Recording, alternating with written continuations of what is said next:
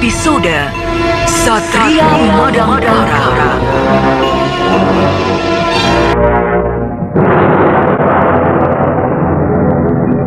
Jamali, Iya. apakah kau sama sekali benar-benar tidak tahu bahwa kami bertiga pergi ke Suwarna Bumi? Sama sekali tidak tahu. Itulah makanya ketika Brahma bertanya kepadaku tentang di mana kalian bertiga berada, aku katakan kalian bertiga mungkin masih berada di Majapahit, sebab dapat meloloskan diri dari tahanan Lasmini.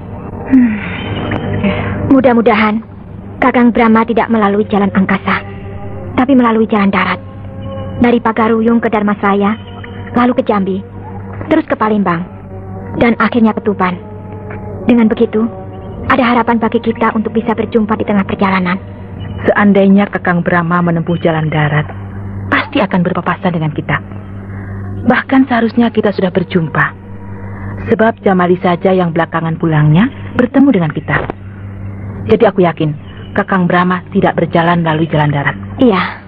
Menurut hemat saya, lebih baik kita pulang saja, kembali ke Dharmasraya, terus ke Jambi, langsung ke Palembang, dan menuju ke Tuban. Ya, sebaiknya memang begitu. Semoga saja tidak bertemu dengan Lasmini. Aku bukan takut, tapi aku belum tahu caranya bagaimana melawan ilmu sihir, terutama ajian sirep Megananda itu. Aku benar-benar ngeri. Ya. Jalan satu-satunya kalau berhadapan dengan Lasmini ialah jangan memberikan kesempatan dia matek ilmu sihirnya. Jadi harus dikempur terus-menerus, tanpa berhenti. Ya, Jamali. Iya. Kau sahabatnya Lasmini. Apakah dia punya kelemahan? Meskipun aku sahabatnya, aku tidak tahu di mana kelemahannya. Cuma yang aku tahu, sebenarnya Lasmini orangnya baik.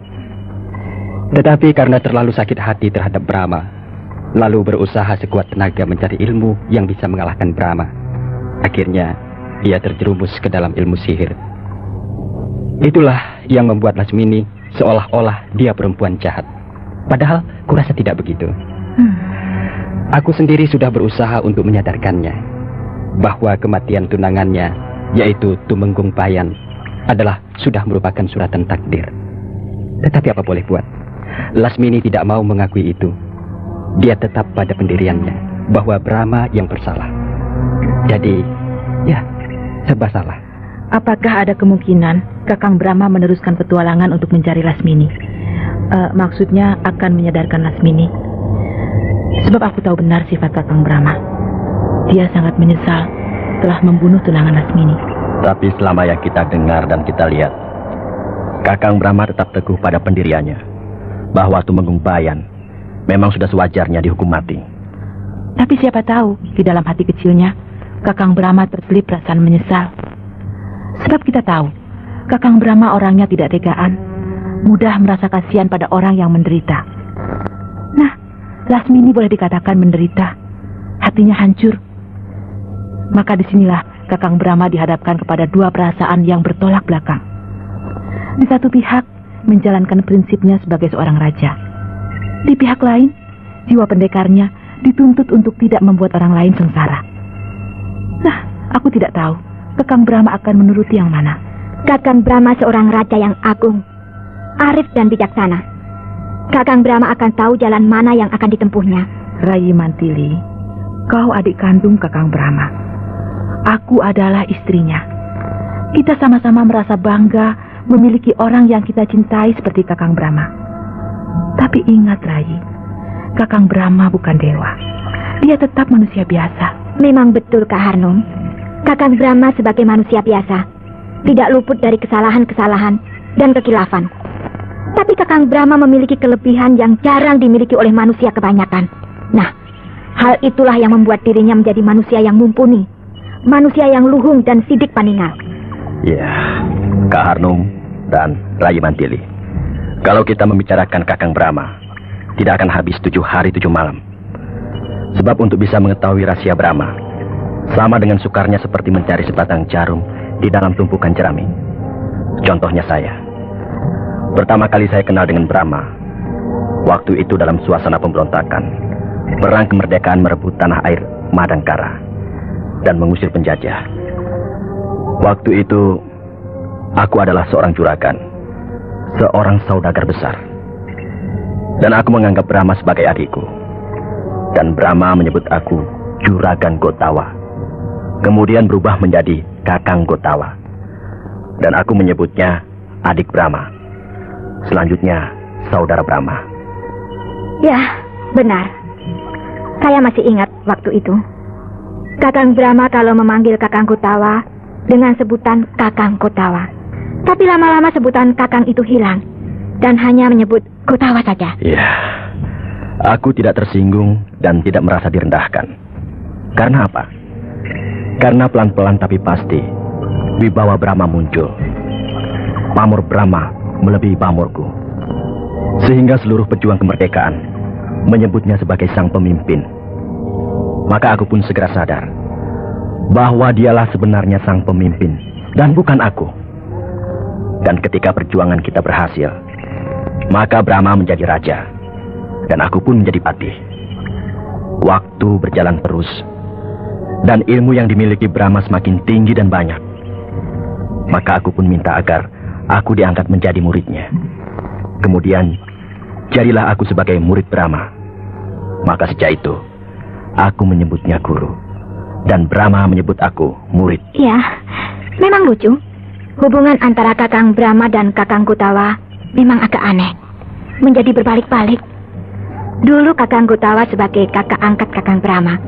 Sekarang jadi adiknya. Itulah perjalanan hidup yang sulit dimengerti. Aku dari kakak angkat menjadi adik. Dan sekarang aku menyebutnya Kakang Brahma. Padahal dulu Brahmalah yang menyebut aku Kakang Gotawa. Iya, aneh dan lucu. Sukar dimengerti. Itu semua menunjukkan siapa Brahma yang sebenarnya, yakni manusia yang lengkap. Bisa menjadi teman, bisa menjadi saudara, bisa menjadi guru, bisa menjadi bapak, bisa menjadi adik, dan bisa menjadi kakak dan sebagainya. Itulah Brahma Kumbara. Dia seorang raja, dia seorang pendekar, dia seorang pemuda, dia seorang pendeta, dia seorang dewa, dan dia pun seorang manusia.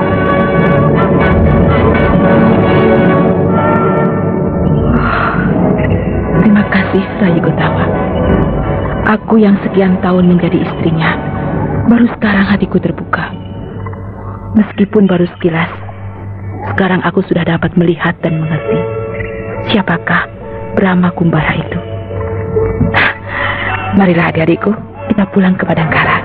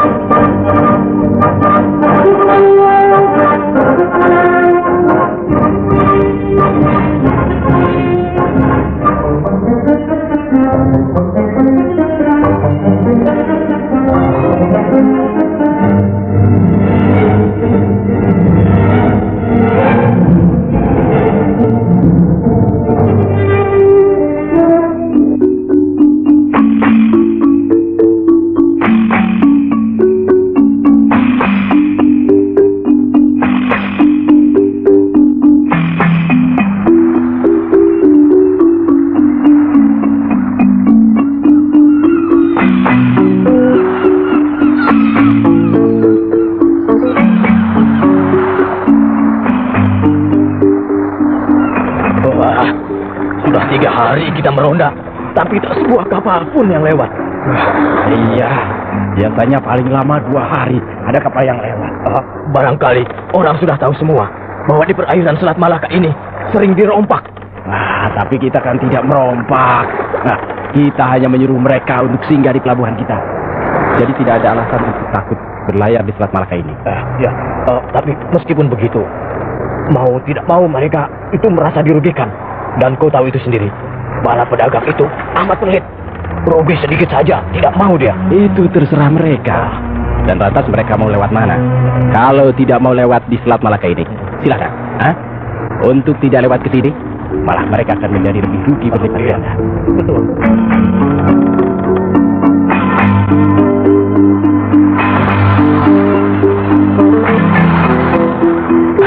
Lihat kan, Nyari?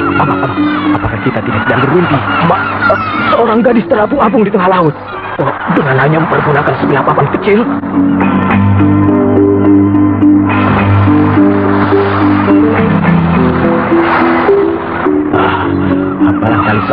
Kecelakaan laut bukan Jubair. Kalau korban kecelakaan laut itu bukan begitu. Setengah badan tenggelam dan separuh badan memeluk papan, lemas dan hampir mati. Ya. Atau dia itu tertelungkup sambil memeluk papan. Tapi dia itu dengan tenang dan enak duduk bersila di atas papan yang terombang-ambing oleh ombak itu. Jangan-jangan hantu laut ya. Nah, coba saja lihat. Papan itu kecil sekali. Lebarnya paling cuma setengah. Tapi perempuan itu duduk seenaknya, tidak terbalik. Betul. Kalau manusia biasa, tidak mungkin bisa begitu.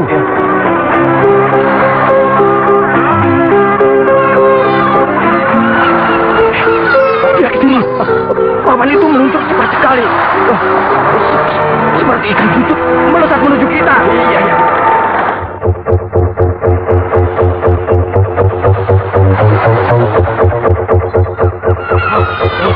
Wah, cantik. Perempuan cantik sekali. Bidadari. Pasti bidadari sedang bermain di laut.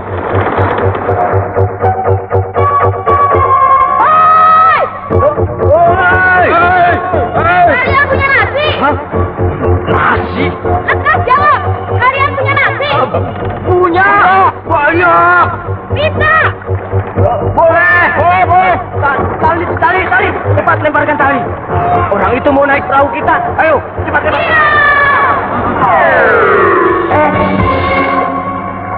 Terbang. Terbang dia. Dia bisa terbang. Dan sekarang sudah ada di hadapan kita. Aku minta nasi. Aku lapar. Hei, kenapa kalian pada melotot? Siap. Hantu. Apa? Hantu? Hantu laut. Masa ada hantu bisa lapar? Sudah, jangan ngaco. Aku ingin makan. Kalau tidak ada nasi, apa saja. Pokoknya makanan. Baik Tuan Putri. Apa? Tuan Putri? Aku bukan putri. Aku bukan ratu. Aku orang biasa. Sebut aku Lasmini. Lasmini? Ya, namaku Lasmini. Ayo, sediakan makanan. Iya. Baik.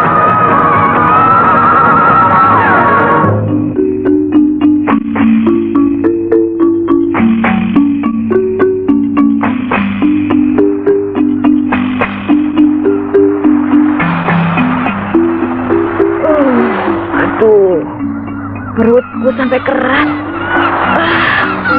Aku makan banyak banget. Habis 3 piring. Aduh, kenyang. Bayangkan saja, berhari-hari aku hanya makan ikan. Ikan mentah. Siapakah Tuan Putri? Lasmini. Ya, Lasmini. Maksud saya, siapakah Nona? Aku tentu saja manusia. Maksud saya, asal Nona itu dari mana? Hendak kemana? Dan kenapa terapung-apung di laut sendirian? Cuma naik sepotong papan. Wah, ceritanya panjang. Panjang? Yang pokoknya saja ya. Aku orang Majapahit. Hah? Majapahit? Hei, kenapa kau terkejut? Dan kenapa mundur-mundur? Siap! Ya, orang Majapahit! Ya, orang Majapahit! Hei, ada apa dengan kalian itu? Tadi kalian begitu ramah dan sopan. Bahkan aku diberi makan. Tapi kenapa sekarang kalian mengurung aku? Dan kalian semua menghunus pedang. Ada apa ini? Orang Majapahit, bangsa penindas, penjajah. Ya. Oh, aku mengerti. Kalian pasti dari kerajaan yang pernah diserbu oleh Majapahit. Iya. Negeri kami Suwarna Bumi diserang. Sehingga kami cerai-berai. Sehingga sekarang terdampar di Malaka. Dengar orang-orang Suwarna Bumi, aku mengerti kalian kepadaku. Aku bukan tentara Majapahit. Aku rakyat biasa. Perkara bala tentara Majapahit yang menyerbu ke kerajaan Suwarna Bumi, itu urusan pemerintah Majapahit. Aku tidak tahu apa-apa. Wah, bohong kau. Kau pasti mata-mata dari Majapahit ya. Kau dikirim untuk menyelidiki keadaan di sini. Lalu wilayah ini akan diserang juga. Dan dijajah. Pasti. Sebenarnya aku bisa saja menghancurkan kalian. Aku bakar perahu yang besar ini, lalu aku tenggelamkan. Juga kalian semua akan aku masukkan ke dasar laut. Tapi kalian telah berjasa kepadaku. Aku diberi makan, sehingga aku tidak kelaparan. Bagiku makanan adalah nomor 1. Sebab tanpa makan, manusia tidak akan bisa apa-apa. Ya, betul juga. Nah, jadi dengan segala kerendahan hati, aku akan menjelaskan siapa diriku yang sebenarnya. Sudahlah, bersikaplah biasa. Masukkan kembali pedang-pedang itu ke dalam sarungnya. Dan marilah kita berbicara secara bersahabat. Bicaralah. Kami akan mendengarkan. Ya, baiklah.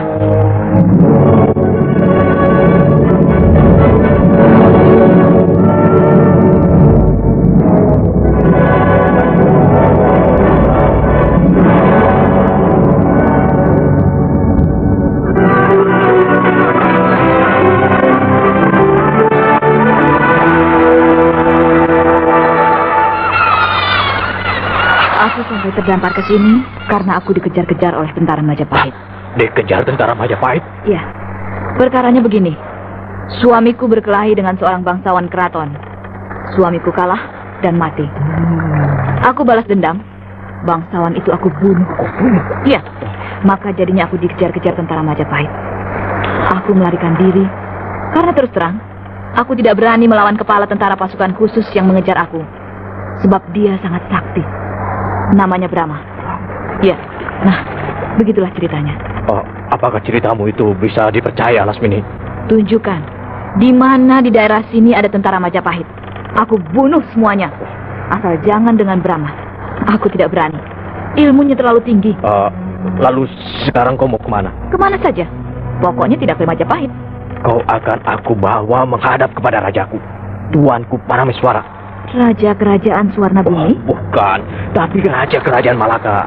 Kerajaan Malaka? Iya betul. Katanya kau orang Suwarna Bumi. Suwarna Bumi sudah jadi jajahan Majapahit, Lasmini. Maka sekarang kami jadi rakyat Kerajaan Malaka.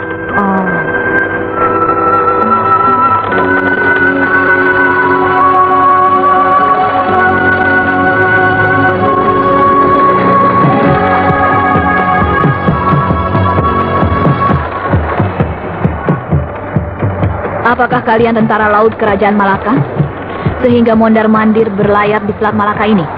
Kami sedang mencegat kapal-kapal asing yang melewati Selat Malaka ini, Lasmini. Loh, kenapa dicegat? Ya, setiap kapal yang lewat harus singgah dulu di Pelabuhan Malaka. Tidak bisa tidak, sebab itu sudah merupakan peraturan. Kenapa membuat peraturan seperti itu? Kerajaan kami, yaitu Kerajaan Malaka ini, adalah kerajaan yang amat kecil. Letaknya di tepi laut. Raja kami, Tuanku Parameswara, ingin memajukan kerajaan. Jalan satu-satunya dengan membuka bandar pelabuhan. Supaya ramai dan besar serta maju, maka harus banyak kapal dagang yang singgah. Yang tidak mau singgah harus dipaksa. Wah, hebat juga. Raja kalian main paksa ya? Untuk lebih jelas, kau bisa bertanya kepada raja kami. Iya. Sudah banyak kapal dagang yang kalian cegat lalu dipaksa berlabuh di Pelabuhan Malaka? Lumayan banyak.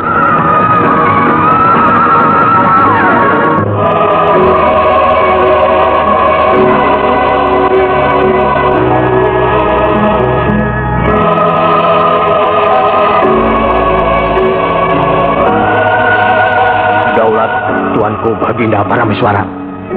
Dengan siapa kau itu, Kanyari? Seorang gadis belia yang amat cantik. Dia orang Majapahit, Tuanku. Amboy, orang Majapahit. Ya, dia tersesat di Selat Malaka karena dikejar-kejar tentara Majapahit. Sungguh menarik hati. Seorang gadis belia dikejar-kejar tentara Majapahit. Kenapa bisa begitu? Ayo, bicaralah, Lasmini. Daulat Tuanku, nama hamba Lasmini. Suami hamba berkelahi dengan seorang bangsawan. Suami hamba kalah dan mati. Hamba balas dendam. Bangsawan itu hamba bunuh. Maka hamba menjadi buronan. Oh, begitu. Iya. Bila diperbolehkan, hamba berniat untuk bermukim di Kerajaan Malaka ini. Untuk waktu yang Baginda izinkan. Menilik dari cara bicaramu, nampak kau memiliki otak yang cukup cerdas. Maka mungkin aku suatu ketika membutuhkan bantuan pikiran dirimu. Nah, kau boleh bermukim di sini. Terima kasih, Tuanku. Kanyari, Ya. kau boleh kembali ke tempat tugas. Aku ingin bertukar pikiran dengan perempuan Majapahit yang cantik ini. Daulat Tuanku.